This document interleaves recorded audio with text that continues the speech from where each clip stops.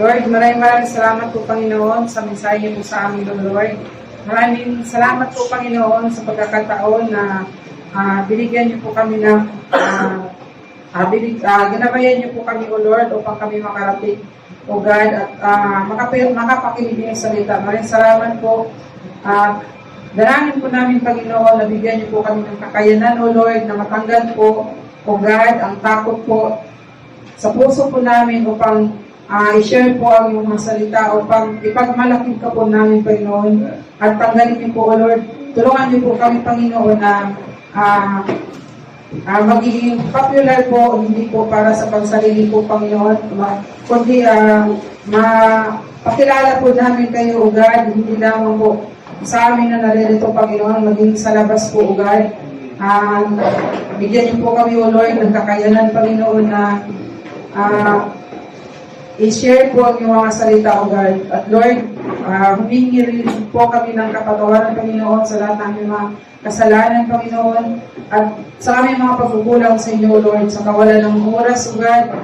Bigyan niyo po kami ng chance, O Lord, na maibigay po namin sa iyo ng buo at magiging hindi man kami perfecto, O Lord, pero magiging perfect po kami sa paningin niyo po, O God, sa tulong niyo po, O Lord. Lord, dalangin din po namin, Panginoon, na sa mga hindi po nakarating ngayon, O Lord, huwag niyo po hayaan, O Lord, na patuloy po silang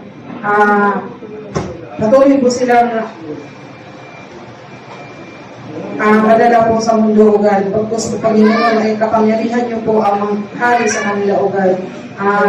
Dalangin po namin, Panginoon, na lahat ng narito, Panginoon, kayo po ang maghari sa aming isip, sa aming puso, Panginoon, at maging sa aming mga gawa, Panginoon. I-guide po kami, O Lord.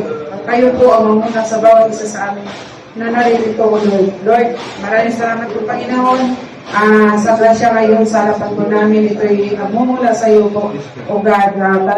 Tanging wala po kaming kakayanan kung wala po kayo, O God. Lord, maraming salamat po. Wala po kaming ibang dadakilain, wala po kaming ibang sasambahin at luluhuran, O God.